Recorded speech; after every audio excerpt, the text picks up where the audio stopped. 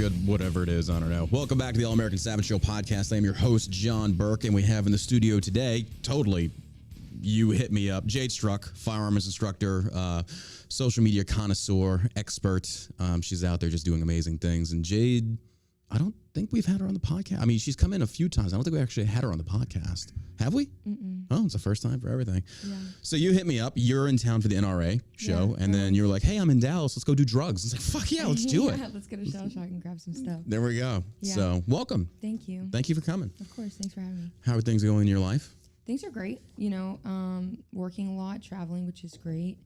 I got my dog here, which is nice too. So like, you know, I got that support system. I brought him to the show with me, which is really nice. It was like a super icebreaker. Mm-hmm. So I don't actually like have to talk to people. Oh, you brought him to the NRA show? Yeah. Okay. On the floor. So I only went one day. I went on Friday, which was kind of like the slow day, and it was good to be there. Mm-hmm. And then we went to a range day the day before. Mm-hmm. And they normally do that, don't they? It's like for SHOT Show, NRA, they have like the range day where all the gun companies and stuff like that are showcasing the new stuff, like the new Gucci stuff. Yeah, and this is like the first time I've ever been invited, so I'm like, of really? course I'll come. Yeah. It's the first for NRA? Yeah, well, I mean, it's like the first time that I've been to NRA, like strictly doing things my own way. Oh, okay. On my own terms for myself. Oh, so you weren't representing another company, you were just there on your own. Right. Okay. And it was awesome. You know? Give us a little background real quick for those of the listeners that don't really know anything about, number one, where can they find you on social media? Okay, I'm on Instagram at Jade Struck. You could think of it like Jade's Truck, but there's no truck pictures. And I'm on Facebook. I never go on it. So mostly on Instagram at Jade Struck. And then I'm starting and launching my own firearms instruction company, and that is at Struck Society on Instagram. Okay. And I teach, so I'm a competition shooter originally, and then turned instructor, and I train some people for some movies and cut my teeth that way, and then I shoot, and people like to watch it. How long have you been doing this? 6 years. 6 years in the firearm industry, and you pretty much shot everything? You know, yeah, I think so. Like, everybody's like, hey, shoot this. This is super cool. But, like, I only like to shoot things that I'm good at shooting. So, like, the thing I like to shoot most is, like, my pistol and my rifle, So then, moving forward, you're starting your own company now. Mm-hmm. What does that consist of? Firearms instruction in person and online, focusing mostly on, like, the women demographic, but also men can come. And it's more of, like, a holistic-based training. It's a lot about, like, really getting back into our body and our minds, teaching ourselves how to learn, being kind and positive throughout that experience to get the most out of our training. Mm-hmm.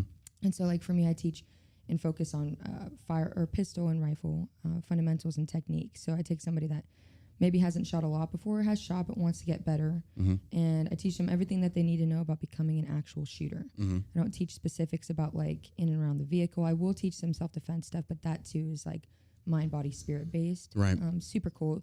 Do you know who Tony Blower is? No, we need to turn her up. They're saying in the chat they can barely hear her. Is this live? Yeah. Hi. What did you think? I thought maybe we would record it. I might say something and then we'll go back and edit it. We're like in a straight newsroom here. I've got Mary. Cool. I've got MK handing me the new deals. Oh, okay, sweet. Oh, well, this isn't a deal. Thank you. Yeah, they're saying they can barely hear her. Check. That I can talk louder. There we go. That should work better. Is that better? Yeah, should be good. Okay. I'll hover. But so you do a lot of like female empowerment because, you know, there's not, well, I shouldn't say there's not a lot of women in the firearms. And there are, yeah. Mm-hmm, they're everywhere. You know, and there's women that teach women, but I think for me, like, fire instruction in general is like very fulfilling for me. So whether we're learning like fitness, whether we're learning firearms, whether we're learning just like more about ourselves, like I like to take a holistic approach and bring like the mind and the body and the spirit all together and focus on them. Like, I don't know any instructors that are like actual teaching how to engage, you know, all of the body parts that need to be functioning when we're in like a stance, and then forward on, and like how to prepare your mind and not just like get people shooting fast and crazy. I want people, but accurately, yeah. And I want people to actually like be able. My goal is like eventually they can teach themselves. Like, I'm like, we'll work together. Eventually, I want to shoot beside you. I don't want to just be teaching you, and you know, get them equipped to if they want to go into like stuff for like tactics, or if they want to go into competition, or if they want to go into a different avenue that involves shooting and having an actual skill set to progress. Like, I want to give them that initial skill set. So like if they go into like an in and around the vehicle course, like they're not thinking about how do I hold my pistol? Like, I don't know how to hold my pistol. What's my bore axis? How do I shoot my rifle? You know, like I want them to just be able to focus on what they're learning. Have you ever, well, I know you have, but just for the audience's sake, you face a lot of issues being a female in the firearms industry, don't you? I think that it comes with its own challenges. It's funny because I was listening to your podcast this morning when I was working out. By the way, great podcast to listen to while you're working out. Oh, stop. No, Not keep going. all of them are that way. Not all of them are that way. You're so funny. But Stop. No. Please, more. My ego is already filling up this room. We need more. I know, we need a expand bigger this. room. Knock down some walls. My ego keeps growing. It's amazing. I love it. It's good. You deserve it. You Thank do. you. Mm-hmm. Because I agree with a lot of things that you say, even though the way that we would say it is very different. Absolutely. Like you say you like to offend people. Like I wouldn't say I like. It depends on who they are. It's kind of like if they're intentionally going out there to get offended, then I'm going to intentionally offend them. But right. I don't like think that about you. Yeah, but I don't think it's. I can't do that. Yes, you can. You just don't want to. Don't And there's want to. nothing wrong with that. There is nothing wrong with that. Yeah. If you are comfortable in who you are and how you operate, that's all that fucking matters. Right. That is all that matters. And I think for me, as being like a woman, like we're always thinking about how, like, what's the safest bet? Mm-hmm. Like, how do I safely operate in these kinds of environments? Mm-hmm. You know, emotionally, I would think. At least for me. So, like, I think that, you know, Jamie Villamore, like, I know Jamie, she's somebody that would be very relatable to the kind of things that I've had to go through in this space. Mm-hmm. But you remember, like, I was 18 when I started shooting, and I was shot in a very public way. And so people, I mean, I was young and, you know, sure, I may have been pretty, but, like, I was still really naive. So I think for people, when they met me, they're like, oh, well, she's just like a kid, you know. But still being a woman in this space, it comes with its things. But I think at the end of the day, like, you just have to, if you know your shit, you know what you're talking about, like you can walk into a room, that experience will shine through, and you hold your ground, and then that way you don't have to pretend like you're being something you're not. Like, well, I hate to say this, but unfortunately there's a lot of them, they call them the gun bunnies. The gun bunny community really puts a discredit to people like you that actually go out there, pick up a rifle and go toe to toe with any other guy out there accurately. So you're fighting a lot of those stigmas that come about from those types of people. It's like, oh, hey, here's the newest M4 and here's my boobs. Right. And see, I don't have boobs. I don't have that problem. That makes it a lot easier. I wasn't going there. I did not mean it like that. Rudy's going to kick my ass now. No, he's not. But that makes it a lot easier. Like, for me, it's like, I'm very athletic looking. Like, you know, I'm not. Well, you started training with Rudy. Like, you look amazing. You look in great shape. And like Rudy and you've been going hard. It's a hard thing, right? So like for me, even with my physical training, it's very like intense, emotionally based. Well, yeah, I go ham, but like, it's only if I'm feeling, I dance a lot. See, I love eating ham. That's my problem. I ate like shit in Texas. Wait, hold on. You dance a lot. What are you talking about? What do you dance? Okay, so you do your ballroom now. and your tango. Yeah. What are you doing? I do. Okay, so, and I don't talk about this often, but it's good to talk for about. it. No, absolutely. It's new frontiers. Yes, you should be proud of that. I am proud of it, but like I started pole dancing when I was like 20, and it's very. I bet that's because I have friends that do that, and it's insanely. A lot of lower body and upper body strength, core strength. And it's very ballet based. So there's an art to it that can be very beautiful. I think it gets a really negative connotation. Naturally, because of where it developed from, yeah. Right. But I think like that's a whole thing within itself. It's like, you know, what are you going to do? Right. Yeah.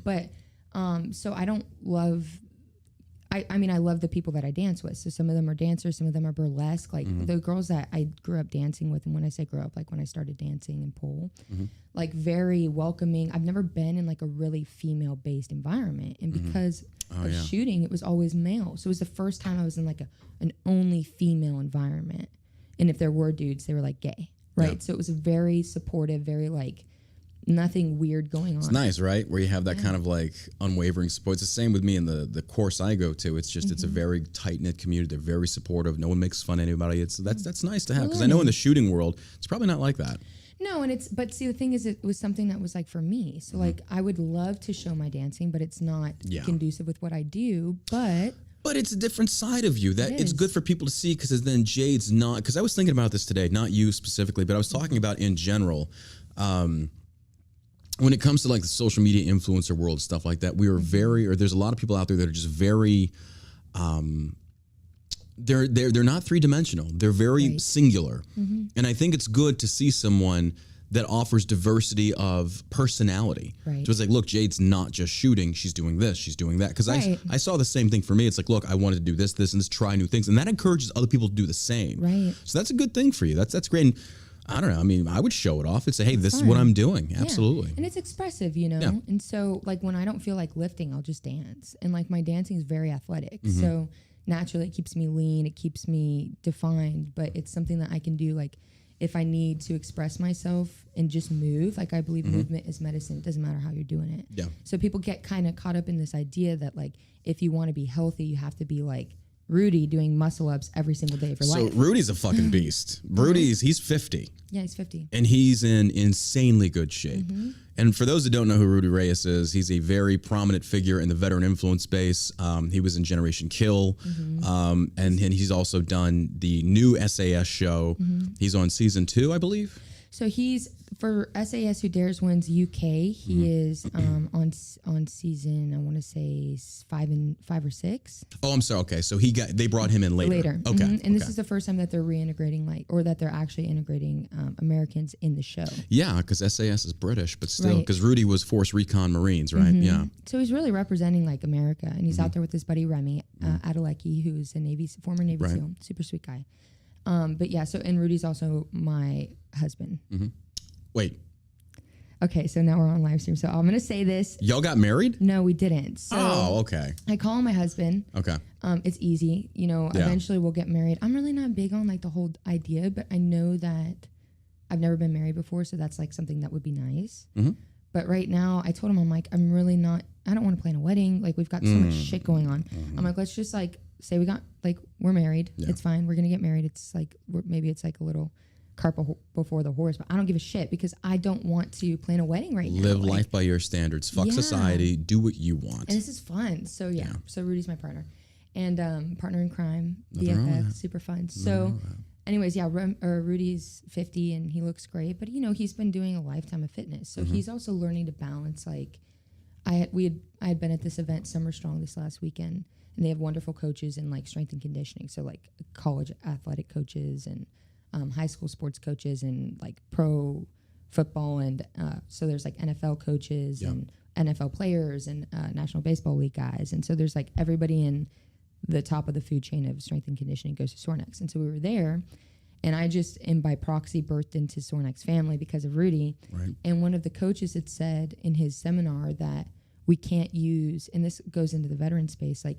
when we're using alcohol, we're using physical fitness, or we're using these outside things to help fill inside of us what needs healing, it's going to be something that is going to hurt us more than it is going to help us if we don't have a healthy relationship with it. So Rudy's learning that healthy relationship. He's learning to balance it. And also, you can use it to mask the symptoms, but it's not treating the symptoms 100%. There's a lot of deep diving you have to do into things such as that, because I think a lot of veterans, myself included, to where it's like you're keeping your hands and your mind occupied away from actually addressing those issues and then delving into them and saying, okay, what's the causation? And that's the thing that kind of pisses me off about the influencer space, is that we have all these supposed alpha males out there. It's like, fucking be hard, blah, blah, blah, blah. I wake up at like 1 a.m. and, drink 10 egg yolks and jerk off to Richard Simmons. It's like, no, like, come on. Like I feel like to get to a certain level of mental strength, it requires people to go into those areas in their mind where the demons exist and not mask it with fitness, not mask it with anything. Instead saying, what am I doing to help myself heal? Right. Like, what am I doing to actually, number one, identify those things and admit that I've got a problem? Right. And I think a lot of people don't do that.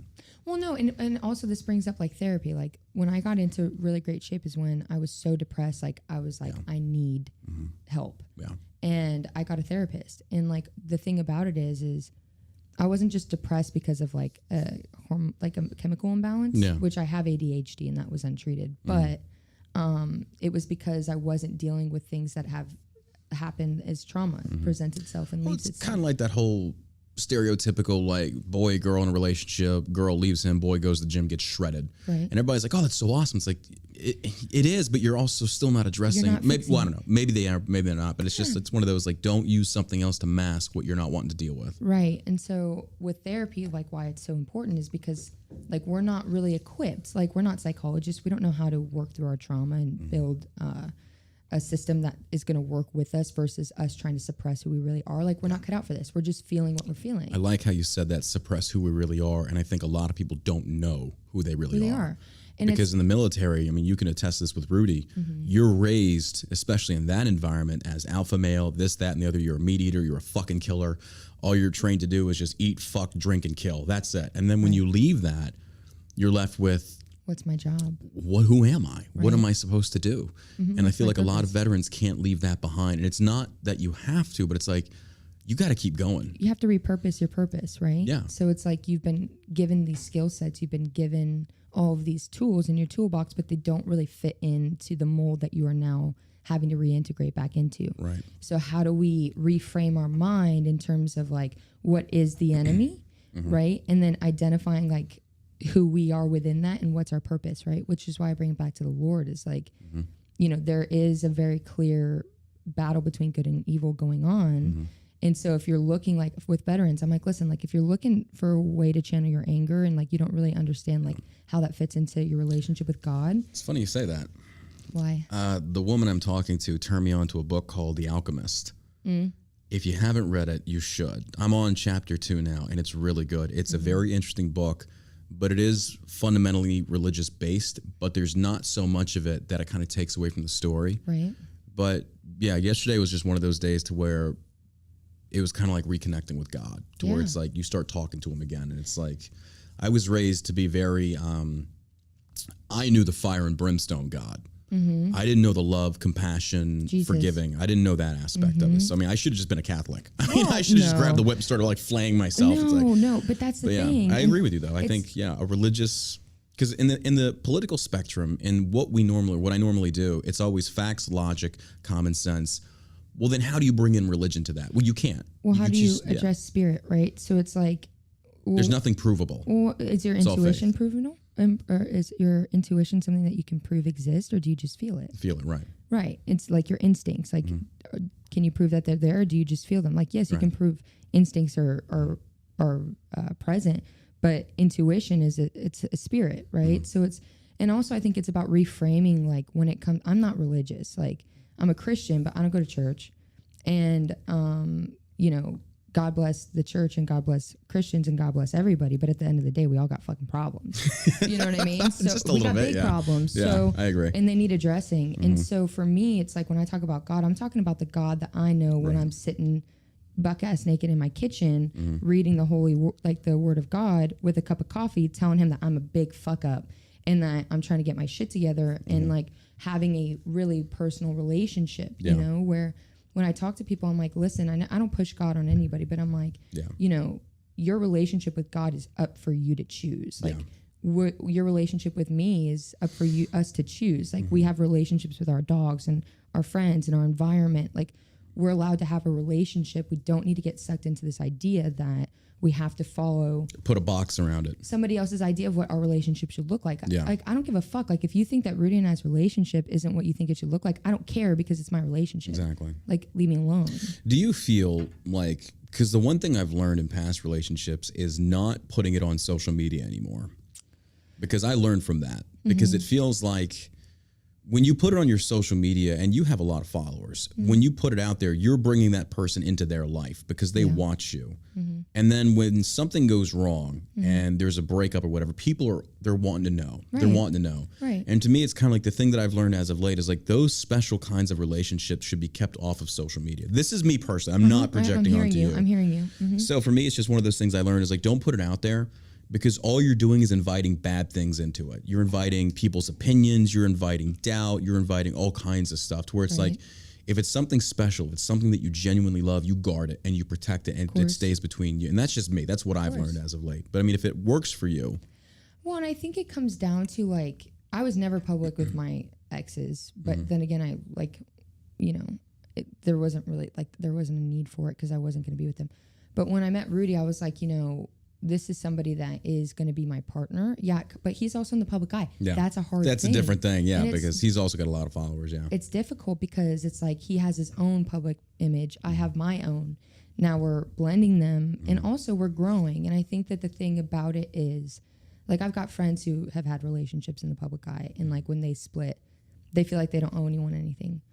But I'll say that when I came, you know, when Rudy and I went public with our relationship, which was very early on, but when we solidified it, I was so proud to show him. But I think that there is a level to it where people care. Like I've had so many wonderful people come into my life because of him. And what wonderful people were in my sphere that went into his life, I'm grateful for, because I think that Rudy's somebody that could really help everyone, including me. I was talking about you to the girl I'm talking about, because I told her you were coming on the podcast today. And I wanted to discuss this because I feel like this is very interesting. You are, how old? You're 22? 24. 24 now. Rudy's 50. 50. That's a massive age gap. There's there's a few generational gaps. How do you two make it work? Because you two have been together for 4 or 5 years now? 5 years. 5 years. 5 years. And seeing you two's compatibility in the public eye or just in general, it's like Rudy is this wild beast. He's like this, and I shouldn't say it in like a negative, he's a very free spirit. Yeah. But it feels like you're the anchor to where it's kind of like, all right, baby, we're not going to do this. And Rudy listens. Yeah. It's, you know, one thing I love about him is like he took that pressure off of me for having to be somebody that has to perform. And Rudy he's not performing. Rudy's. What do you mean by that? Go in depth on that. What do you mean by performing? Like, I don't want to be the center of attention. I met Rudy at a really pivotal point in my life where he got me out of a really bad place that I was in and gave me stability. And in that time, he gave me space to really find out who I am, right? And really required that I take myself out of very unsafe situations and put myself in a place that is going to make me be allowed to be myself, who I really am. And I was also young, you know? Right. And so that took that pressure off of me for having to be somebody that I really wasn't, that I was growing out of, that he could kind of take that, like people want to pay attention to Rudy, and that gave me an opportunity to step back and observe people and see kind of the environments that I'm in, and then also be in an environment with my partner who won't let anything bad happen to me emotionally, physically, mentally, anything like that. Like will protect me. And so he gave me a space to not have to perform in the sense that it didn't, like when we walk into a room, it's like Rudy's here. And then, oh, there's Jade. It's not Jade's here and oh, look, there's Rudy. And I like that because I'm like, I don't trust a lot of people and I don't want to be bombarded and I want to talk to people, but I don't want it to be something that can overwhelm me, which is why having my dog at the NRA show was great. Right. Because now people wanted to pet my dog. They didn't want to they wanted to talk to me, but the dog was the way to get in through that door, which is a very neutral and cool space, right? So he gave me that space to not have to be the show. And then as far as why it works, I mean, we both met each other when we were in really not great times of our lives. So we had a lot of things that we had to work through. And why I think it works is because I play it much more safe in my life, and Rudy is a firecracker. And so, like, he keeps me balanced. Anybody that knows him or spoken with Rudy, he's not the quintessential Marine. He's not. Because I remember, man, it was years ago. We had dinner with y'all. And I never forgot. Rudy, like, we were sitting there talking at the table, and he's talking about L.A., and he passed me on the show. He's like, "Oh, you simply must come visit." I was like, "Don't you ever fucking say that again. Don't you ever do it like that again to me." He's like, "You sound like an LA boy." It's like, simply must come. You simply must come. It's like, Rudy, I swear to God. And I was like, "You can probably whoop my ass." Like, but you ever do that again? No. Right. But he's a very free spirit. Like, you would never look at Rudy and think Force Marine Con Marines Force Recon. You would never think this dude had seen some really bad shit. He is just a very vibrant, free. That's why they call him Fruity Rudy, because everybody he's so passionate. They think he's gay. Right. And he's clearly not. And he's beautiful, but he's an artist. So like Rudy, he is. He does have that. He's like the philosopher, artist, soldier, or warrior. Yeah. Yeah. And his company that he has founded is Zen Commando, which is so him. Oh yeah. Okay. I don't know anything about this. What is this? It's like Zen Commando. Zen Commando. It's like his thing that he's doing, but he's doing like men's retreats. He's so cool. But he grew up in a boys' home, had a very tumultuous young life. It was like absolutely horrible, had every right to be a complete disaster. And he wasn't. So he, emancipated himself at 17, martial artist, can illustrate and paint like I didn't know that. Beautifully. Yeah, incredibly. And was going to go to college for illustration and decided to join the Marine Corps and went to work so that he could support his brothers to get them out of the boys' home. And so he's an artist. And then he joined the Marine Corps to give himself purpose, and he absolutely thrived in it. But, at heart, Rudy's a very in touch, very emotional, very sensitive, beautiful person who went into the Marine Corps and succeeded because he's also has a lot to prove to himself. And so why I think it works between us is because he's very young at heart. Like he also didn't have a childhood. Yeah. So he's a very much playful person. And like I'm very playful too, which is a good balance. But in the world, he's very dominant, and I try to be as like in charge of my own like sphere as possible. But when it comes down to it, like I protect him and he protects me, and we allow ourselves to be like who we are, which is nice. So I think that's why it works, and we're able to converse about like deeply philosophical things, and we can argue about them too. Like when it came to God in the beginning of our relationship, he didn't get it, and I was all on God's, like I was like wherever God needed me I was going, because like he kept me alive, you know, and saved me, because I really was not in a good place when I met the Lord. I was like ready to kill myself, and then I got hurt on the range, and the first thing I did was go and pray to God and say thank you for saving me. Immediately got into Bible study, just because I got a text that day that Bible study's on next week, which I hadn't gotten in years.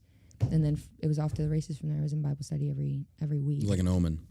Yeah, it was awesome. And, you know, I found Rudy through that process. So God and I were very like close, and we're still growing in our relationship. So it's not that like I have it all figured out, because I certainly don't. But nobody does. But him and I were able to we were able to argue, and he taught me that I need to be able to defend my faith, even if that wasn't what he was trying to teach me.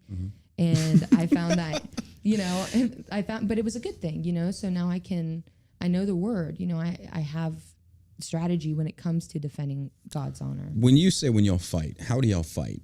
And I don't like saying fight. I like when you disagree, because that's one of those things I've had to learn coming from a military background.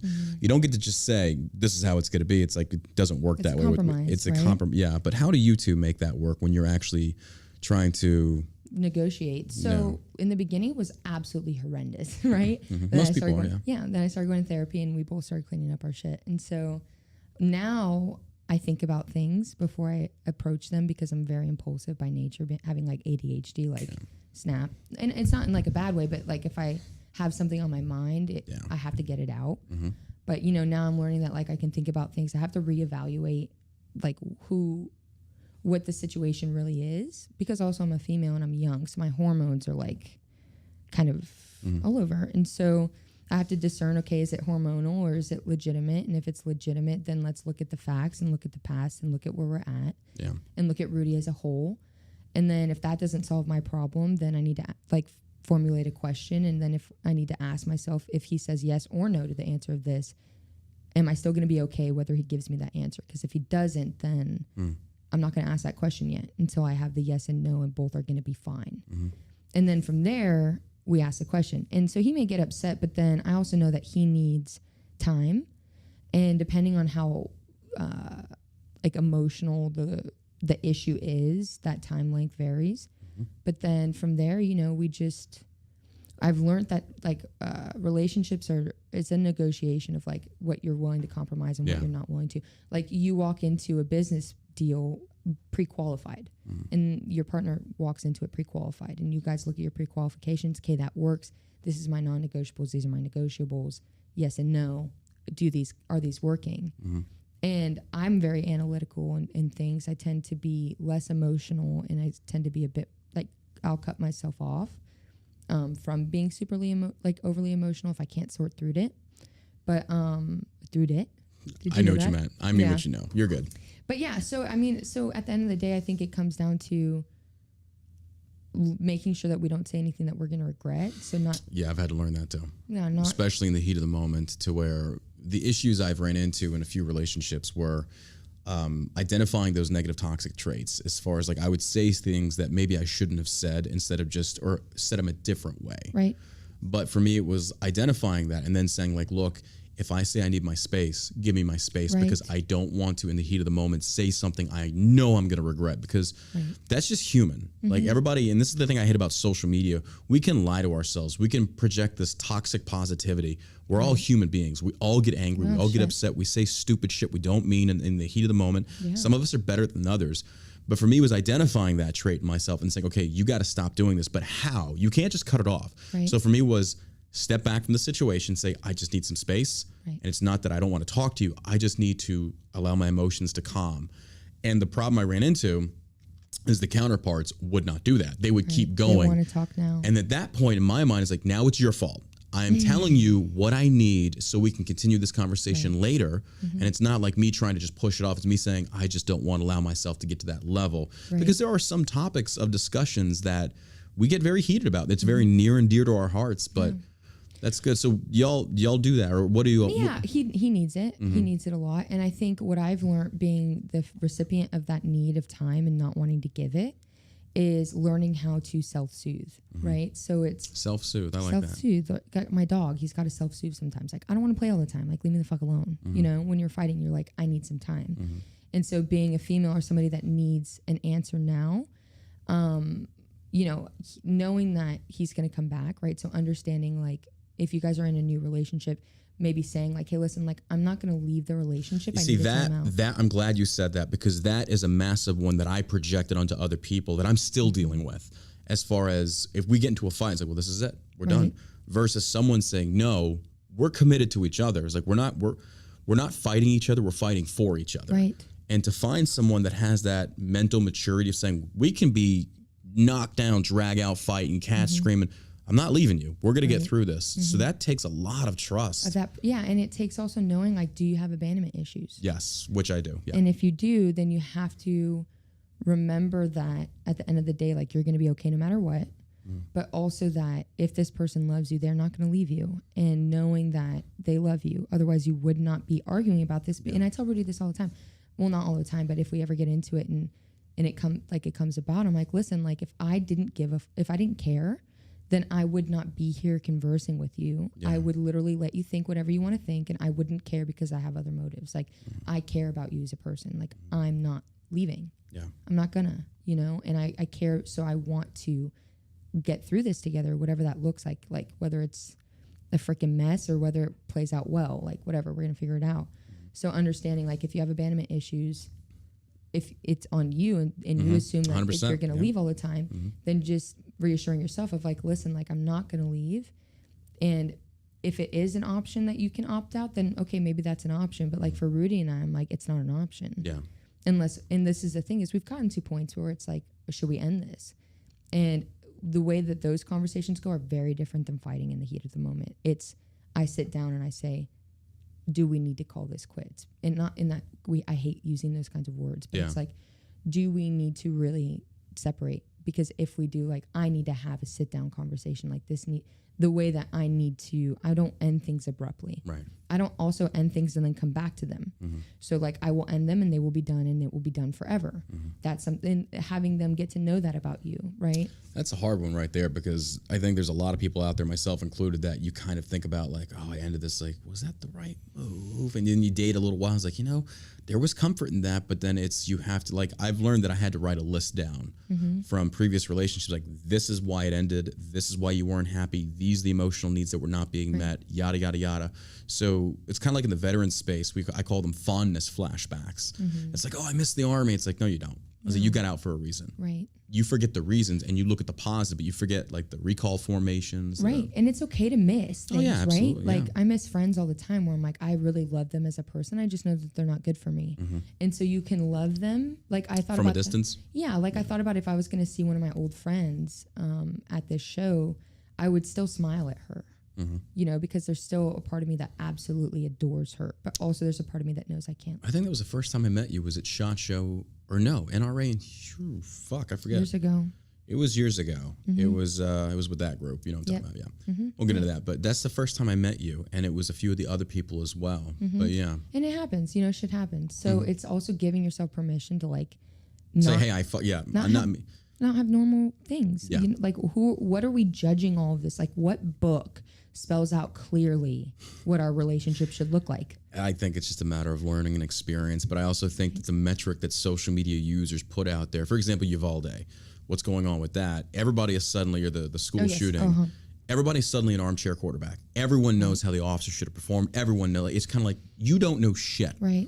You know, and especially when it comes to social media, you know what those influencers and stuff allow you to see, which annoys the shit out of me, because it's like, and I get it, like, I understand a lot of it is my fault. I allowed these things to be seen. These are the perceptions these people are going to have. So instead of ever having to deal with that again, you just don't show them anything and you keep that private. Yeah, but that's just me. It's being really mindful, right? Like, being very intentional about what you let into your sphere. Exactly, yeah. Right, and like, if you want to break down like entertainment, right? As a word, entertainment. It's the act of keeping contained, right? So entertainment, like, it's the act of keeping you sucked into whatever's going on. It's a distraction, right? Yeah. If you're mindful of the distractions in your life, it will clean up a lot of things. You'll stop, spending time talking to people that are keeping you from doing what you need to do. We'll start arguing with people on the internet. Right. Well, it'll keep you, and men do that a lot. I don't, but men take things personally. So it's like also knowing how things affect you. Yeah. Right. Yes. It's like really Identifying those traits about yourself, saying, I know, and I hate saying trigger because it's been such That's fine. but it's like, I know this will piss me off. I know this will trigger me if I do this. So and that's what pisses me off about people. It's kind of like, I have friends that come to me for advice. It's like, do you really want advice, or are you wanting validation for the choices that you're already planning on making? I said, because if you want the advice, I'll give it. But what I'll see them do is they will intentionally put themselves back into previous situations that they know how it's going to respond, or how they're going to respond. It's like, why did you do that? You knew that was the outcome. You're at fault. Well, and I think at the end of the day, it all comes back to therapy, right? I agree. Because if you have a therapist, you have somebody that is completely neutral, uninvolved, wants the best for you, wants the best for your situation and your mental health, and gives you tools. These are all tools. Like what we're talking about, you writing a list, that's a tool. Like you are understanding that you can see things clearly when you write them down. Yeah. So now you use that tool. Using the tool of how to sift through a situation, like using a tool of how to communicate if you're in the middle of a fight. I need to get some space, and sitting down. Like I watched this Johnny Depp Amber Heard trial, like the entire time. I'm very fascinated. Why are you fascinated by it? Because I'm still trying to figure out what I want to do with my life. And they had a psychologist on the stand, and also seeing the lawyers go and just the way that a courtroom works. I know that I either want to go into law or I want to go into psychology and become a therapist. So those are my two things that I'm very much so leaning into. Both take a lot of time to go to school for. So I'm making sure that like I'm really thinking about what I want to do. And so it was like a perfect opportunity to see like how everything's going down. Also, everybody has relationships, so I'm curious to see, what's going on and how this whole thing plays out. And so been watching the whole thing. And I've heard the videos, like the audios of Johnny saying I need some space, and her being so against him getting space. And that's abusive behavior. That's very abusive behavior. It is abusive. And I think also that it's very complex. Like relationships are complex. Yeah, naturally. And so I'm sure that we've all been in a situation where like we need to get space, our partner won't let us, then we need to stop right there and say, okay, but why won't you? But there's also another factor in these relationships is there's drugs involved. So there's addiction, which takes a lot more work. And there's trauma involved from both sides. Johnny came from a very traumatic childhood. And I'm sure Amber has experienced trauma, but also she's just been in Hollywood. So, you really have to think about where are these two people coming from. That's why when Rudy and I tend to disagree on things, I really have to take stock of like, who is Rudy?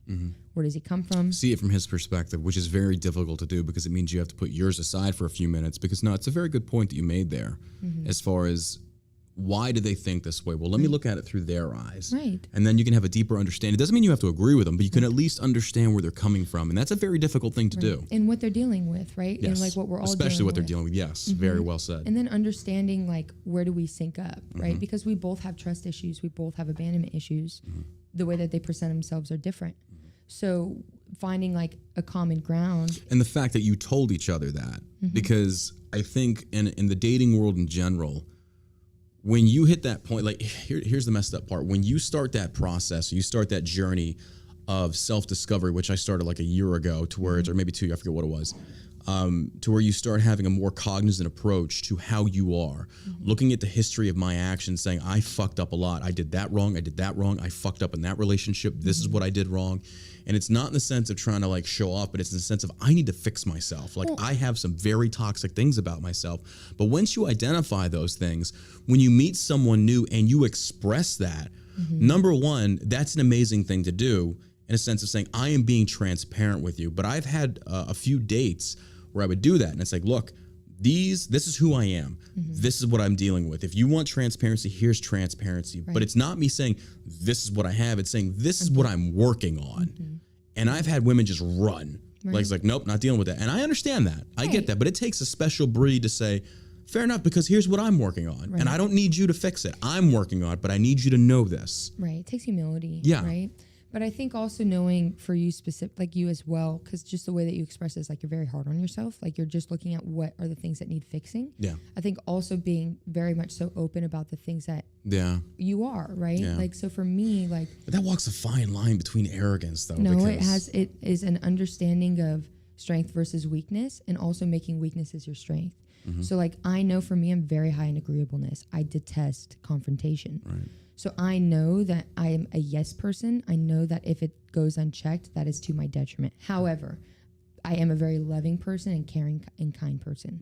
Mm-hmm. And that's not an arrogance thing, because like I can't help that about myself. No, those are good traits. Yeah, absolutely. But sometimes going unchecked, they lead to something that's not going to help me. It's going to hurt me, which it has hurt me. Yeah. So and people will take advantage of that too, unfortunately. And that's the other part in relationships, to where you bring about those quality traits in yourself, and a predator will be like, well, I know how to use that and use that against you. And that's where the whole trust thing comes in. Of course. But that's also a personal check of like making sure that the person that you're in bed with, I mean, like not even just physically, but mentally, spiritually, emotionally, these 4 facets, that you trust them, right? And that's up to you. That's not up to them. And we've talked about this before, like where there's a trust break, the personal responsibility that we have in a relationship is like, for instance, if John broke my trust and John does a lot of things to try to rebuild my trust, and I'm not going to work on trust within myself, we're not going to get anywhere. Yeah. Because we have to both be willing to, whatever, I heard this saying of like, I wouldn't ask of you what I'd not be willing to do myself for you or me. And so it's like, if you need to rebuild my trust, I need to work on rebuilding my trust as well. I cannot operate in a world of not trusting everyone, but needing people in my life. So it's like, and you've been burned a lot too. You've had business things, you have personal relations. You've been burned a lot. You got a lot of knives in your back. Yeah, but and that's hard. Yeah, but you learn, right? Yeah. And so you still come back to this, like, listen, like I'm having a really hard time. Like I'm not having a relationship with my dad right now for a number of different reasons. And when I look back, I've always really publicly spoken very highly of my father. And then in hindsight, looking back and seeing my life clearly, not in a state of fear or need or anything like that. And fear is a big thing. Fear is a big motivating factor for a lot of our decision making. Yeah. I'm able to step back and say, listen, I love you. I will never stop loving you. You're my dad. I will always love you. However, I cannot be with you. Like I cannot have you in my life. And you said that on the podcast I was listening to this morning. Is like, it was the Dear John questions, in case anyone was wondering. But it's knowing that I kind of lost my train of thought because I thought about your father. I know. And basically, if they're not contributing something good into your life, or well, and what you were saying, I forgot exactly what you said. But at the end of the day, it's like you can still have boundaries and still love someone from afar, right? And so for me, I don't see it so much as like, oh, I've been burnt so many times. It's just that now I really know what to look for in indicators, and if I find myself constantly needing to say yes, I know that this might be manipulative, and making sure that I'm checking all of those boxes in my daily life and making sure that those people aren't in my life, and I'm not allowing that to come out of me too. Yeah. So it's like, it's an easy metric to go by, saying like, when you look at an individual relationship or an individual that you have in your life, is like, are they contributing something good into my life, or are they taking something from me? And when I did this with a few of my close friends, I was like, damn, I do a lot of taking in those relationships. I don't do a lot of giving. I'm talking about like my best friends, to where it's like, I need to be a better friend. I need to be more attentive. And I'm just not that way sometimes. Like a lot of guys aren't. It's just kind of like, you can pick up right where you left off 10 years later. Right. But you're right there with those extreme close friendships. They require, and I'm not even talking about romantic, I'm talking about just friendships in general. They require effort on your part as well to make them work. You cannot be a taker. So when you can identify those types of people in your life, you also have to ask yourself, am I a taker? Am I one of them in somebody else's life? And that is self-awareness. Yeah. And I think that that's something that has come up a lot. Like when we're talking about when we fight, when we speak openly about certain things, like self-awareness and the fact of like, how do we fit into all of this? Who do we want to be? Because we want to be attentive. We want to be kind and caring. Who are we going to, because here's the thing, no man is an island unto himself. It doesn't happen. So those relationships that you're building, you're going to need them, because when you hit rock bottom and you're on your knees, you need someone there to help pick you up. And it's going to be those people that you invested in, hopefully. Right. But so, and I know it sounds selfish to say that's the reason you do it, but it's not. But you still have those resources there of the relationships you've invested into. Right. And most relationships are not transactional if they're good. No.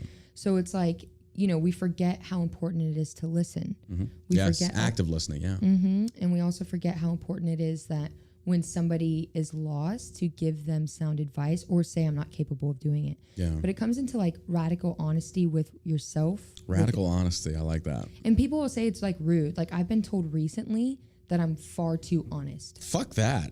I'm like, because at least they know where you stand. Well, and I'm I like, get that all the are time. you That's not why I being said that way with me? Because if you're not being completely honest with me, like I'm somebody that needs directness. Exactly. I don't read between the lines. Exactly.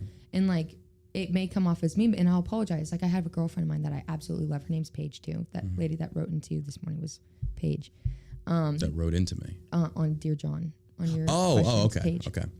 But she was wearing these sunglasses, and I was like, or no, it was also her sunglasses that I hated because I don't think that they look good. And then also it was her profile picture that was super harsh looking. Right. And so I told her, hey, like, just let you know, I don't like that. And she's like, okay. And wait a minute. Did she ask you? no. Okay. Well, then that's a little overboard on your part. So Yeah. I said, and I got checked on it by a friend of mine. So I went back to her and I said, hey, Paige. And also Paige and I are like sisters. So we're very, very quickly became very close. That's good. And so I had said that and it didn't bother her. But when I called her and I said, hey, I just want to let you know, like that was a bit, I shouldn't have said that. You didn't ask, like that wasn't very courteous. She's like, Jade, like it's fucking fine. No, but I get where you're going with that though, because that's like, it's the same on social media. It's kind of like when somebody will give their opinion on something, it's like, well, first of all, I didn't ask your opinion. Yeah. Right. But it'd be different if I did. Right. But see, I'm somebody that would want, like, if these glasses didn't look good on me and you didn't tell me, I would be like, why are you letting me walk around like a fucking idiot? But what do you like? Exactly. Right. But it should be more so, what do you like? Right. Yeah. Right. So it's learning like where that line is. Because like for me, I grew up in an all-female household. I grew up with only sisters. So I do have a half-brother who's come into my life recently. And he's awesome. But, I'm used to being around women, and the women that I'm with are very, like, they're from Jersey. Like, my mom's side of the family's from Jersey. So they'll just tell you how it is. Like, so I'm learning also tact in social situations and self-awareness. Well, since I've known you, I've never seen you not have tact. But you're a man.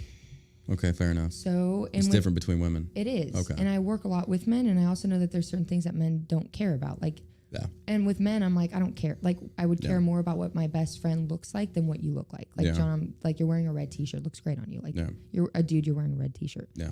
But with women, it's different. And so it's learning, like, how to be self-aware and also how to be gracious and kind, but also learning your place and all of that. But it's all a human experience. Yeah. We're all, which is beautiful. You think about learning. Yeah. And I'm still young. I'm still learning a lot of things. And I also don't have a lot of the normal interactions that people my age have. So, especially in the situation that you're in, as far as public figure, business, shooting, a lot of stuff, shooting. Like, like where I live, there's a lot of people my age. Most of them just got out of college that their parents paid for, and they're like, so what do you have to connect on? Not a dang thing. Exactly. Yeah. And I like to shoot. Not a lot of women around me like to shoot, which is why I'm starting my own company. I'm like, I'm going to get with the people that share what I like to do, and want to learn in the way that I've learned, and also learn something about themselves in the process, and act as a mirror. So it all comes down to like, what do you value?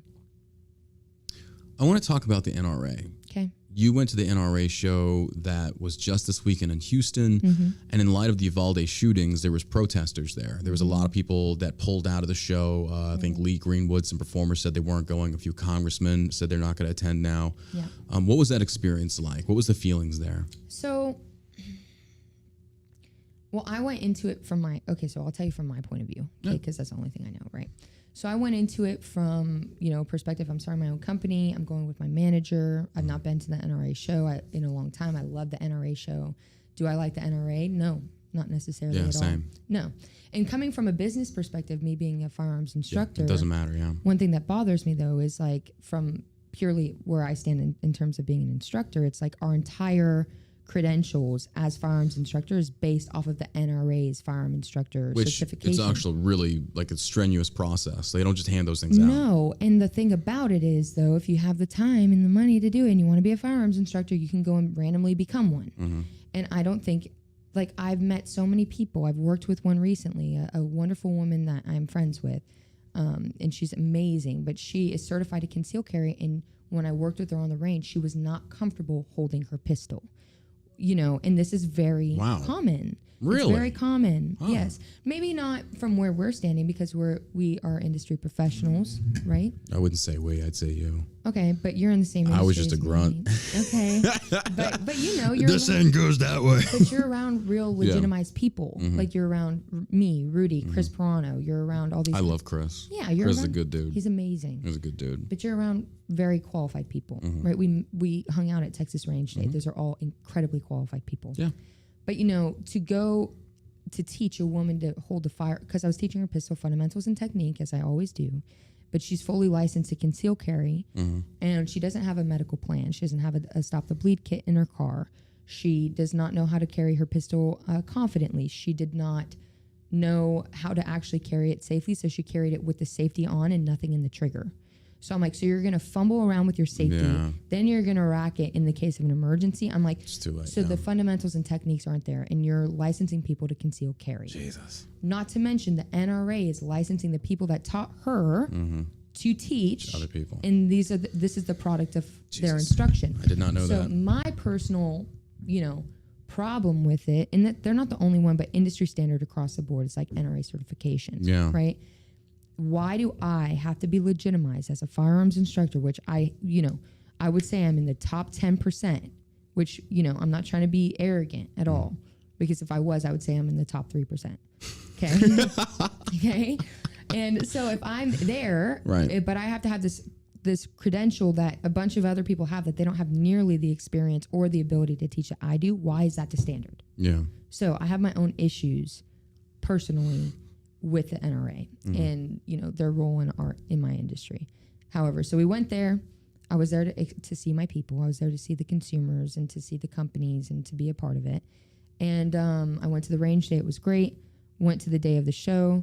There's a few people like out there, but I was like, whatever. Like I lived in LA during the riots. Like I'm used to it. People are exercising their First Amendment, and we're in here exercising our Second Amendment. Without the first, you can't have the second. Without the second, you can't have the first. So here we are, right? And for me, it was very symbolic because I brought my dog, so I had to bring him out to go potty, like an hour and a half into the show.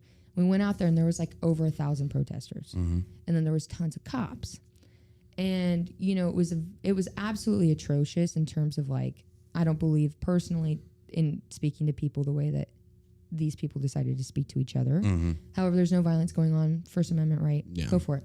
However, it was very interesting to see that the symbolism of the two sides of the street and how at the end of the day, like I always use my dog as like, I'm a dog owner. How many people are a dog owner in the United States of America? Tons of fucking people.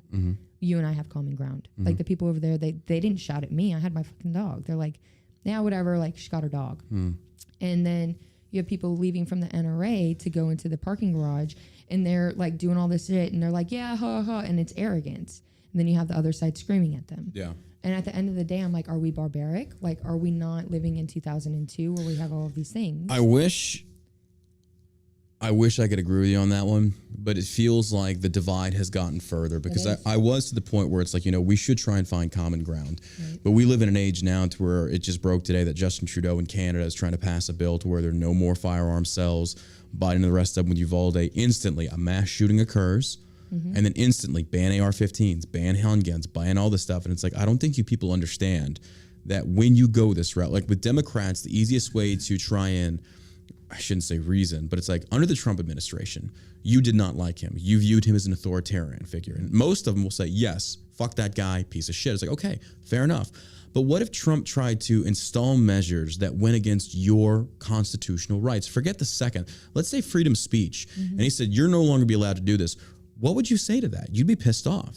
Well, yeah, blah, blah, blah. It's like, okay, but what if it actually turned authoritarian to where now they are forcing you? Like, how are you going to defend yourself?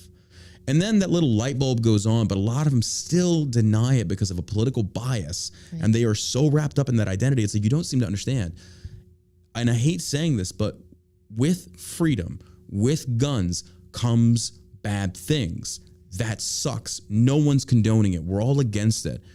But unfortunately, because of those bad things, we can't change everything else. I would say this. I would say take the firearms out of it. Like when you have men and women, when you have human beings, you're going to have bad things. Let's go all the way with cars, back. alcohol. I mean, dang, what was the first freaking weapon? It was a spear. First it was a rock. Yeah, it was a rock. First it was rock, right? But a rock is just an object, right? Weaponized. Now you have the spear. What was the spear used to do? It was hunt, right? But then eventually, if you got me and you, and we're from, these two different areas, and we come into contact, we're going to war because we want your land and your women. We want to rape, pillage, and kill. Yeah. Human behavior. Yeah. So at the end of the day, it's like, listen, like whether you take like objects out of it or not, objects exist, but the main component is human beings. Exactly. Yeah. And that's a good point, because we keep talking about the gun issue. No one's talking about the mental issue that we have in this country. No one's talking about that, because now we look at, and I don't want to go too far down this rabbit hole, but we look at sexuality and promiscuity. How on social media now, dude, I was in the mall the other day with my buddy, and we were walking to a store, and there was these two teenage girls in front of us, and he tasked me to look at that. And this girl, I'm not playing, she had to be a late teenager, early 20s. She had her ass cheeks hanging out of her shorts. No, I know. And I'm sitting there, I'm like, what the fuck? No, I know. And it's like, normally, like any dude, like, oh man, that's fucking hot. It's like, but you look at it from a standard, it's like women can be like, I dress how I want. It's like, you can, but do not sit there and be surprised when men are looking at you and sexualizing you because of that. Don't be surprised when you're sexually assaulted. I mean, and I'm not justifying that. I know that's not what you mean either, but it's kind of like when you're putting the bait out there. But yeah, so it comes back down to like self-awareness, right? I think at the end of the day, everything starts in the community, right? I think it starts at home. Of course. You want to think globally, you act locally. First thing is your home, right? Yeah. First thing is the immediate people. Let's like dogs, okay? I got a super squared away dog. My dog Hank, he's a certified service dog, psychiatric service dog. Super squared away, German Shepherd, 100 pounds, fucking gorgeous, right? Athena's not. She's just lazy. She's beautiful. She's a great dog. She is. Okay, so here's the thing. I cannot walk out of the house with my dog and not expect an altercation between another dog, because people do not train their dogs. Yeah. Because people do not train themselves. Yeah. They have no accountability. They think that if they have a dog that lunges at other dogs and they just pull up on the leash and they say no, the dog doesn't give a fuck. Your dog's never going to stop lunging. You will not pour your training into your dog to make your dog a civilized member of society. Every time I leave the house, even today. And then this dog is lunging at my dog and barking at my dog. My dog doesn't like it because he serves a purpose to protect me. Right. And now you're going to look at me like my German Shepherd's a problem, but you've got a 100-pound golden retriever that will not act right. Yeah. That is not my fucking problem. Right. Same with kids. Same with society. Everything. A dude in the bar. You start acting like a fucking asshole. You think you're not going to get hit? Yeah. So I think at the end of the day, it comes down to self-awareness, right? Yeah. A lot of people don't have that. They don't have accountability. Yeah. Like you're fat, you're overweight, you have mental health disorders. You will not go to therapy. You will not pick up the phone. You will not talk to somebody. You will not take the first step in action. You want everyone to do it for you. Yes. You're a problem. 100%. You're your own worst enemy. And then you're stuck in this mindset of living in fear. Yeah. And that's the problem with today's day and age. It's all about fear. Pump the fear, pump the fear, pump the fear. I'm a Christian. The only thing I fear is God. However, fear is something that I experience. I do not let fear run my life. Fear is a tool. Especially in today's day and age when the message across the board is like, you're perfect the way you are, don't ever change. It's like, that's a crock of shit. That's a crock of shit. But we're breeding that. Yeah. Because I'm not a big conspiracy theorist. I'm not really big into politics. Shit, I'm like turning into one. The more that I see, it's just like, good Lord. But what are you looking at? You're looking at people that are like pumped fear and tactics. Yes. And then fear porn. Yeah. Well, it's all over. It's psychological warfare, and we're allowing it because we're not allowing ourselves to think for ourselves. We're not allowing ourselves to object. We can't be in a household, and you and I believe in two different things and still be rational. So we're gonna bubble ourselves in. You see, that's such a slippery slope, though, because now we're talking about like really fundamental, deeply rooted beliefs. So, for example, abortion's a big one. Like when you have two people that disagree on something like that, or the Second Amendment, or things like that, it's like, I think by and large, most people can agree to disagree on these types of issues. But then there are issues that are coming to surface that we're seeing right now, which I just posted today, about children being allowed into these drag queen shows. It's like, I do not want to share a country with somebody that thinks that's okay. I was like, that's sexualizing children. Those are the differences that I find no common ground on. And honestly, I view you as the enemy, as like you are disgusting. This is what I thought, right? Because here's the thing, is like, Oh, it's so nuanced, right? Human beings are so nuanced. I think our country is fucking huge. We have a huge country. We got a lot of different people. We got a lot of different territories. We got a lot of things going on. I don't know. And this is just like my thought. I have no like idea if this would ever work. I've never talked to anybody legitimately about it. It's just something I thought about. Why not make like look at Europe? Europe is huge, right? But we have different countries in Europe. Why are we not separating our states? Why are we not allowing Texas to be Texas? Texas has its own rules, has its own thing going on. We kind of already do. Right. But now we all have to agree on something. Like, I just wish that we could it didn't matter. Like, if you don't believe that, don't live there. You're 100% right. That's states' rights versus federal. And it does exist, but unfortunately, and this is how it's been since the dawn of America. But you'll see places like California be more stringent with gun control, whereas in Texas, not so much. New York, absolutely. And then it comes to abortion rights, things like every state is different. Right. So are you talking like more like secession? I don't know what that means. Like separating from the country entirely. I don't know. Just like have your own rules and regulations. Well, and they do, separate. but it's just the problem is people want to force that on other states. I know, and that's the issue. The problem. It's like this. It's like I'm a right-handed, writer. You're a left-handed writer. You can't force me to be a left-handed writer. I'm not going to do it. I'm a right-handed writer. No. But I think it's this idea that and everybody wants to control everyone. But we live in America. Like our fundamental core value and right is that we don't control anyone. I'm in agreement. It's kind of like if you want stricter gun control, you want abortion rights, go to California. That's really, but also the California economy is straight shit. Well, I'm going to tell you this, and it is straight shit, but like if you don't want gun rights, you want to go live in a place that doesn't have guns, go move to California, but your criminals are going to have guns. Exactly. So what are you going to do? That's their problem, not ours. Yeah, exactly. Your car's a weapon, but it's like this. It's like if you don't value your personal safety, okay. Like I'm not going to make you value it. 100%. However, I'm not going to let anybody hurt me or my family. There you go. And so same thing with abortion. I got into a fight with my sister about it, my twin sister, who I adore completely. We never fight about anything. And we didn't really fight about it. We just disagreed. Right. She doesn't think we should be allowed to have abortions. I would not have an abortion personally. I wouldn't. I don't want to play God in a lot of different ways. First things first is with my body, right? Yeah. I wouldn't pump anything into me to try to have a baby either. However, if you I think that there should be limits, of course. But at the end of the day, I'm like, listen, like, I'm kind of the kind of person that is like, we're all going to go talk to God one day. And like, I'm not a perfect person. Right. And God's going to have some things to say about that. Oh, I believe it. Yeah.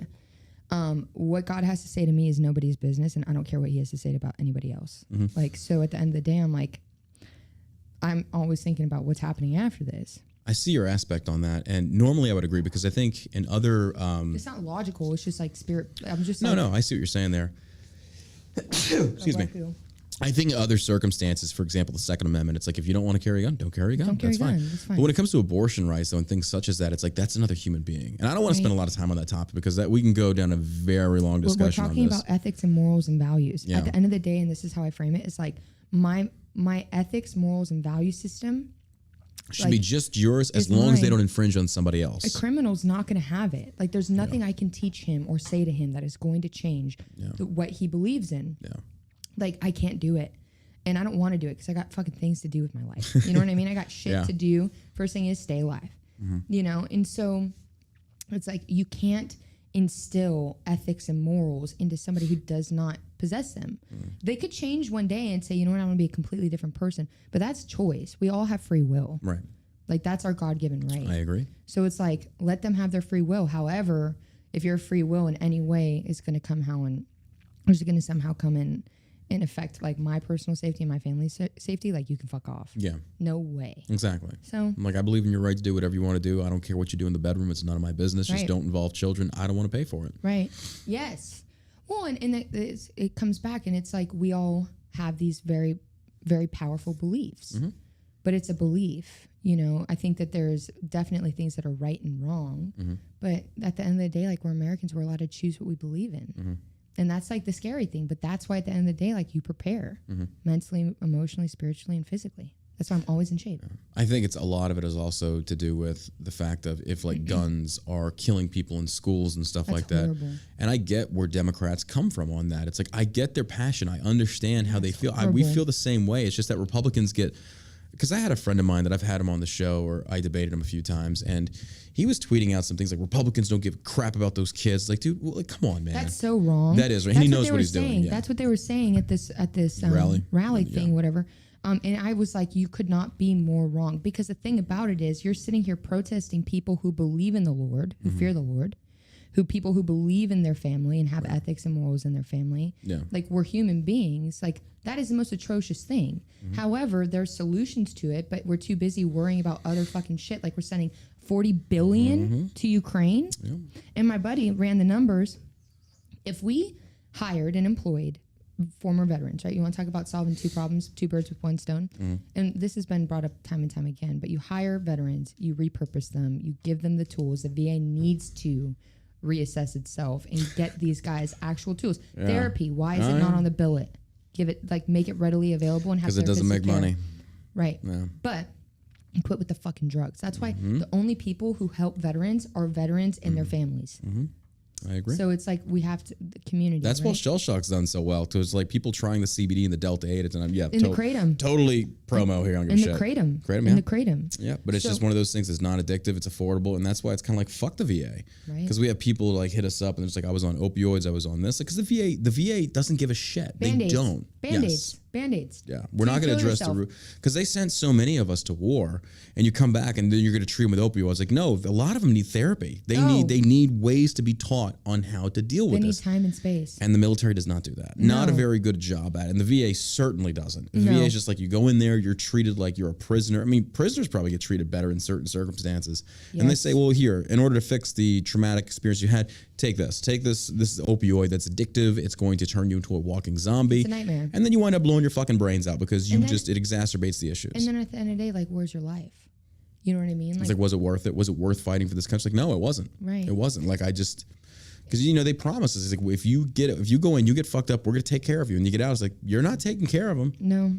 But, you know, so if we took care of ourselves, right? Because I think at the end of the day, you were responsible people. This community cares, right? More than anything. The veteran community is, it's finicky. At least it's very the finicky. Community that I know, right? That's good. Rudy's got a nonprofit. It's called Force Blue. We do ocean conservation with special operations guys. We repurpose their skills.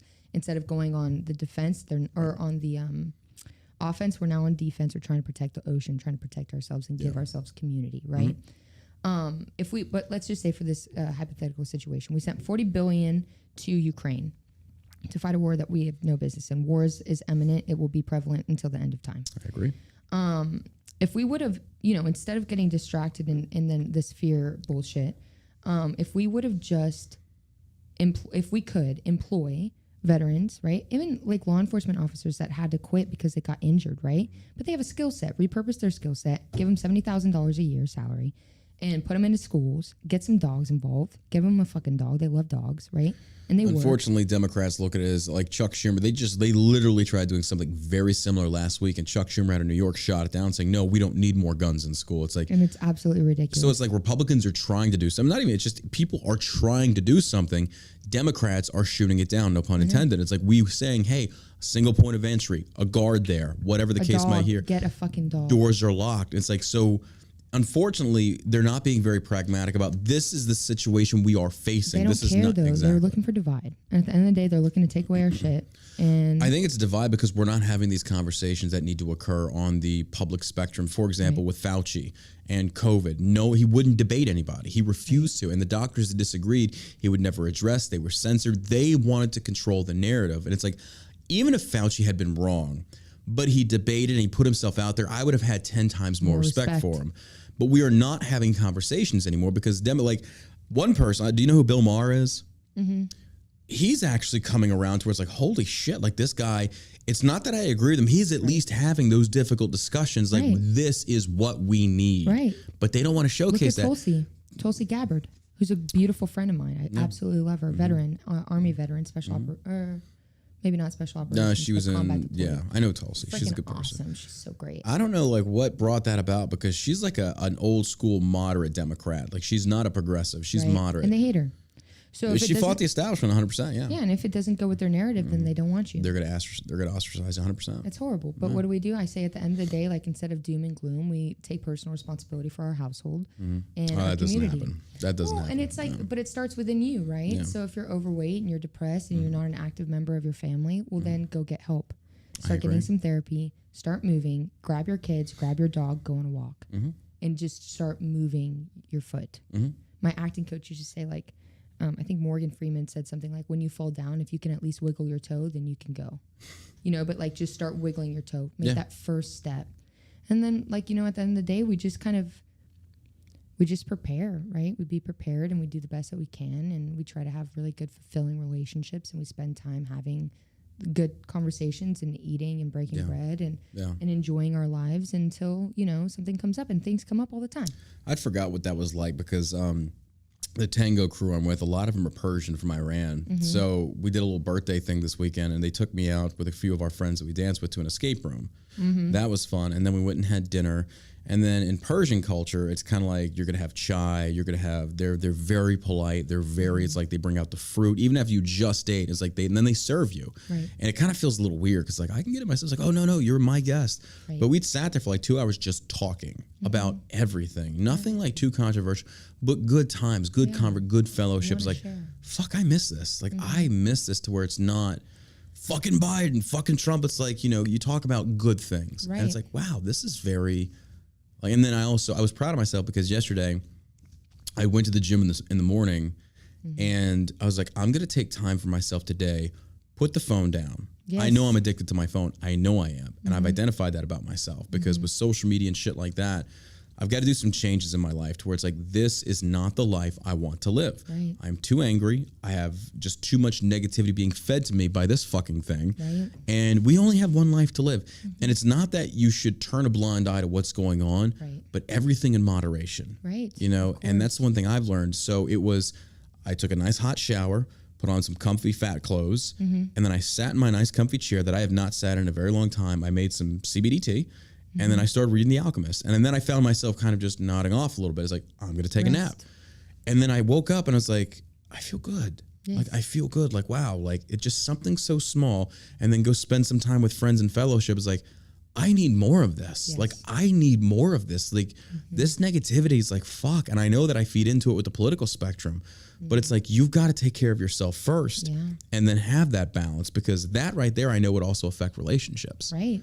So, well, that's mental health, right? It's like checking in and spending that time. Like for me, I will, like every day, like my little routine is like I clean my house every single day. Like I clean it spick and span. I've got a dog, I've got 2 cats, I've got Rudy and myself. I've got a lot of stuff everywhere. I clean my house, and then from there, and I'm drinking my coffee and whatever. I'll shower, and I always shower before I work out. Like it just preps the zone for me. So I shower, take that time, feel the water, really mindful, right? And just being present. And I think the thing about these devices is they take us away from being present. Yeah. And really looking someone in the eye and actually having to answer. And this is the thing is I think we take, we're always in the process of discovery. When we have conversations, we're opening our mind to different... If our mind's eye is open, yes. If it's not, then it's worthless. Right. But the hope is that we are, right? Yeah. So that doesn't mean that we always have to be right, or that we say things perfectly, or maybe we say things like, I hate those glasses on you, and that was irrelevant, you know? But we're learning, and we don't always have to have it figured out, but we're giving ourselves the opportunity to still learn. And I think it comes back down to what happened when we became adults is we stopped playing. Yeah. Right? We stopped falling down, we stopped taking scuffs on. I got hit in the face last night. My friend was trying to untie her shirt, and when she went back, or when she came up, she hit me in the face and it took a hit. But it woke me up, because it's we forget what it's like to play. It's so weird you say that, because in talking about experiences that we used to experience when we were younger, I was in the gym and I was in the shower the other day, and I forget what I did. I tilted my nose and I accidentally sniffed water. But you know that feeling when you get water up your nose?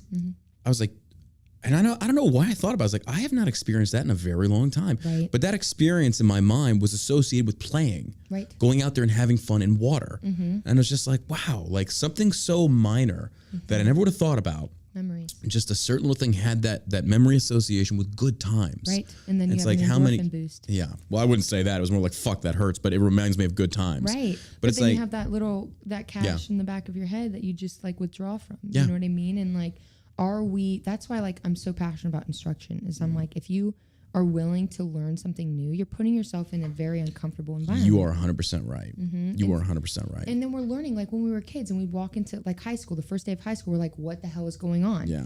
You know, and then after high school and we walk into college, and then after college we walk into a job, and then we get into this job and we're there for 8 years. We forget what it's like to interview. Mm-hmm. You know, and so it's like, why are we not putting ourselves in situations? We become creatures of comfort. And you were 100% right on that, because when I started doing these various different hobbies, it was converting the mind back into the mind of a student, and it's going to humble you down.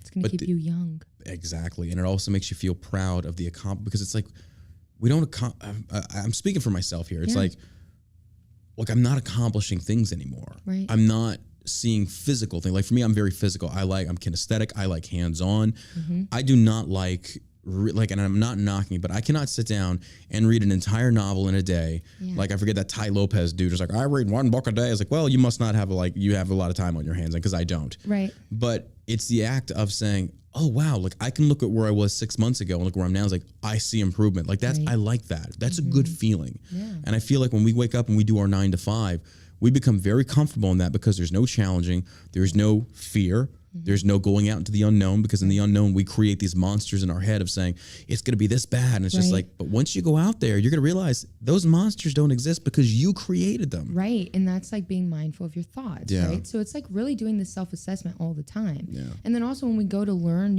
something new, like I went to this self-defense seminar. I brought up Tony Blauer earlier. I'm going to start teaching his curriculum, because it's very it's just all the things. It's psychology, kinesiology, and physiologically based, right?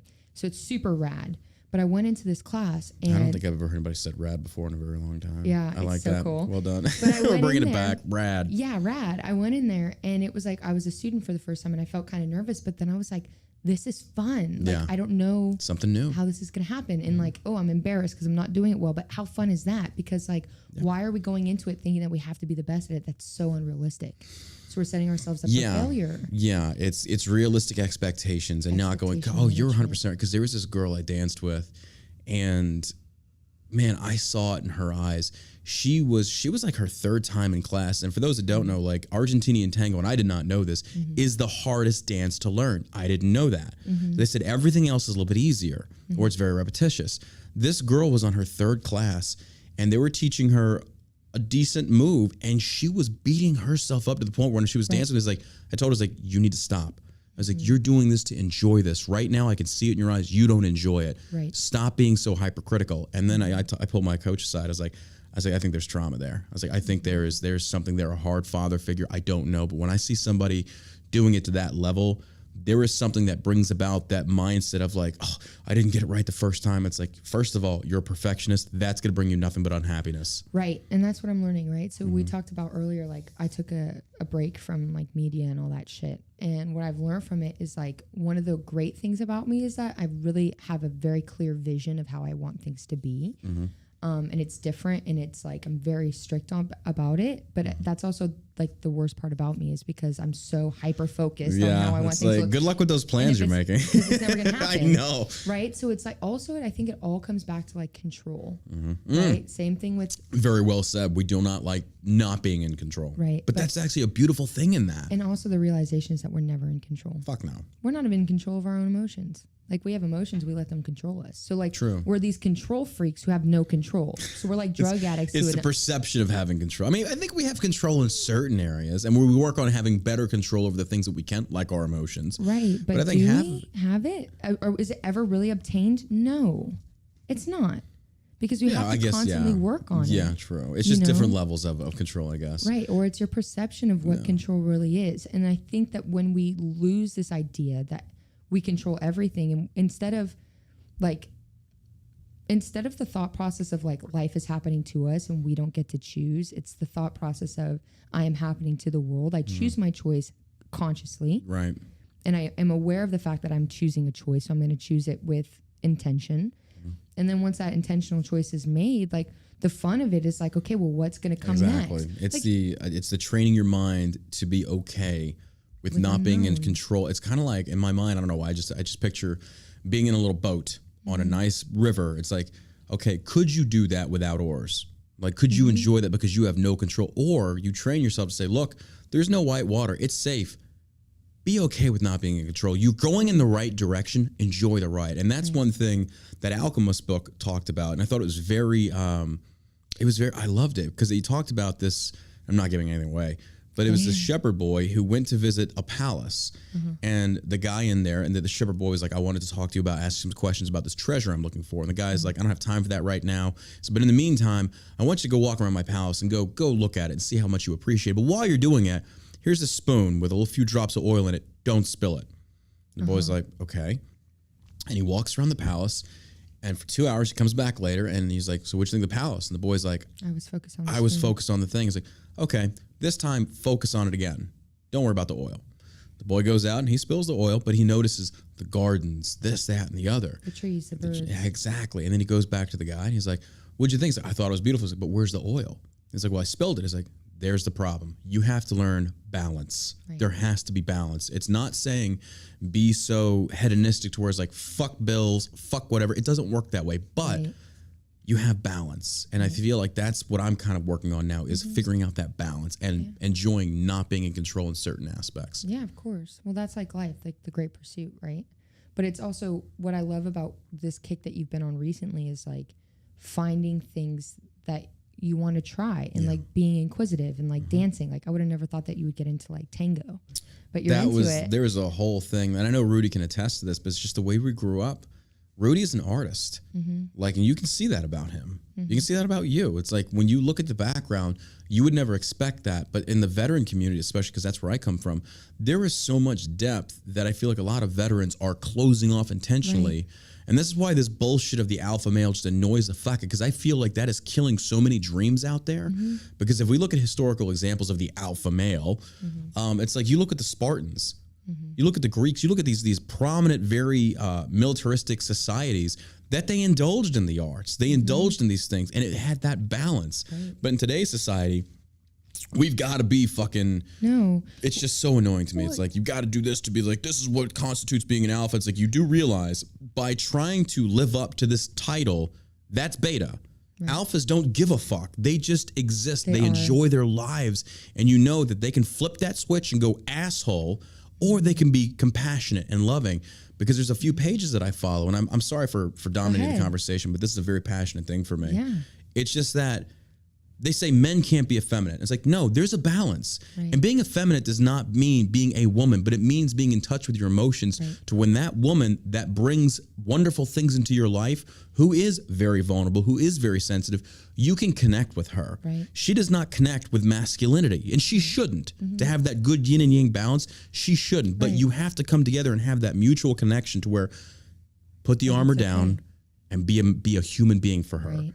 And that's the one thing I've had to work on. But it's that fucking alpha male bullshit on social media that I'm not trying to call them out, but it's this masculinity thing of like, be stoic, suppress. Like, no, absolutely learn to control your emotions. Yeah, and there's a stoicism to knowing exactly what's going on inside of you and like that not being shaken. Yeah. Yes, and like, I think at the end of the day, it's like actually defining what does that mean for you? Yeah. Right. And then also giving yourself permission, like even with the faith thing, is like giving yourself permission to have a relationship with God on your own terms, giving yourself permission to have a relationship with yourself on your own terms, not like making sure that you're judging everything based off of what you really believe in. Like, do you even think anything great about alpha males, or do you think they're all fucking assholes? Because if you do, then why do you want to be one? It's living up to a title. It's living up to this idea of to be accepted in society, because it's just like, I think it goes back to like the high school days. You want to be in the in crowd. Of course. But you want to be this, but I feel like a lot of it is bullshit. I think that's what it's toxic positivity. Self-assurance. It's exactly. When there's are you a lot going of to be enough for yourself? Like that's something I talked about. I'm relaunching my podcast. Like when I've stacked up a bunch, I'm going to get them edited, and then I'll start filming, but I'll have things in the can. Yeah. But the first episode was like, the question came into my mind is like, when am I going to be enough for myself? Can I just be enough right now? Oh God, that's hard. Because if I can, like, I'm not perfect, but if I can be enough, then I can be worthy of love. I can be worthy of trust within myself too. I can love myself. I can trust myself. My partner can love and trust me. You know, you give yourself permission to experience life. Yeah. You know, when you are worthy enough to go on the great pursuit in the journey, right? Like of adventure. I think of course we're afraid of like the unknown, but if we can learn to master our fear in a way that doesn't like suppress it and say that it's non-existent, but that when it is present, actually identifying what it is and working through those steps to then not let it become you, but just let it be something that is a tool. Then you can start experiencing life, and then you can actually have a little bit of fun. Because at the end of the day, it's like, if we're not having fun, what the fuck are we doing? I agree. You know what I mean? Like you said, we forgot, we grew up. We grew up. Yeah, we got boring for ourselves and everyone True. around us. You know what I mean? And it's like, I have ADHD. Like, I can't be bored. If I'm bored, I'm not here. Like, I'm not present. And so it's also like not allowing yourself to get distracted. There's a lot of things in self-work that take time, but it's like... We project, myself especially, I project... And this is what I love about it. It's like, this is what I love about life, or the journey I'm on. It's that you can figure people out. Like, you can look at somebody, have a conversation, it's like, I got you figured out. Or at least I know the type of person you are, whatever. When it comes to projecting our own insecurities that we don't even realize, the girl I'm talking to, our first night talking, I came on pretty strong. Tell me if you need to go, because I know you got 10 minutes. Oh, gotcha. Yeah. I came on pretty strong as far as like, these are my accomplishments. This is who I am. I'm very blah, blah, blah. And by the end of the conversation, we hung up and was like, well, I'll call you again. And then I realized, like, I didn't ask anything about her. And I felt bad. I genuinely just like, fuck, she seems like a really nice girl. So I'd hit her up. Did you call her back? Huh? Did you call her back? Oh, no, then I texted her. And I was like, I was just joking around. And I'm not going to give away too much of our personal life. Right. But it was kind of like, she was just like, do you want to know anything about me now? And I told her, I was like, I'm sorry, you're right. I was like, you are right. And she was like, later on down the line, I told her, I was like, I feel like I did that as a defense mechanism. Because I wanted you to know my worth. And she was just like, she's like, but here's the thing. Your accomplishments speak for themselves. And when you find the right person, they will see that worth. It's like, but if they don't, then you know they're not the right person. Right. And she's opened my eyes. And that's why it's kind of like one of these things to where I appreciate having those types of people in your life that you can trust that their perception has your best interest at heart, and they're not trying to manipulate you or get you something from you. Right. Yeah. So, and you're very big on like that protection, right? You have to be. Well, you are. Like I heard on the podcast this morning is you're like, don't, you know, it's giving very sound advice to women on dating apps about like, do not tell them what you want in your bio. No. And that's also like, you know who I listen to? Steve Harvey. The show host, like he's very in depth, and I don't know his personal life, but he has some really, because he talked about it today or yesterday. I watched another thing. He said, "Women, don't tell your man right off the bat what you're into. Right?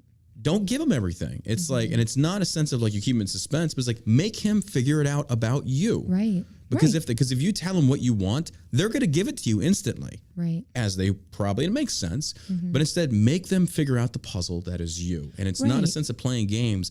It's just make sure they're genuine in their attention for you. Right. And I think long term, like Rudy's gone, so we communicate through like text message and FaceTime and all that, and I'll send him videos or whatever. And I had sent him a video of me dancing, and he was like you're so.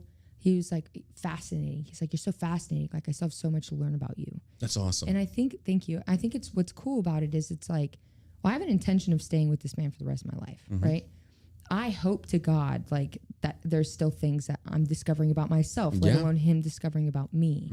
So when we're going into like new relationships, it's like as I like you that. were. I like that how it's as I continue to grow and change, that means he has new things to learn about me as I learn for myself. Right. And both people should be that way. Too. Yeah. You know, and like, I think if that's something that you're interested in, God, that's beautiful. Then you're like, hey, listen, like this is what I got going right now. But like, just one thing to know about me is like, I am not the same person I was 3 months ago. You know, there's so much to that though, because when couples get together and they get stagnant and they stop exploring, you got to do it separately too, as well. I agree with that. You know, you have to do something separate, but like, that's beautiful because then you continue growing and you continue learning new things about each other and you're still growing, but in separate ways yet together. Right. Well, we all have to have like our own lives, right? So I think part of it is like, and I've gotten stuck in it too. If I want to be so supportive, it's like sometimes I forget to take care of like myself. Yeah.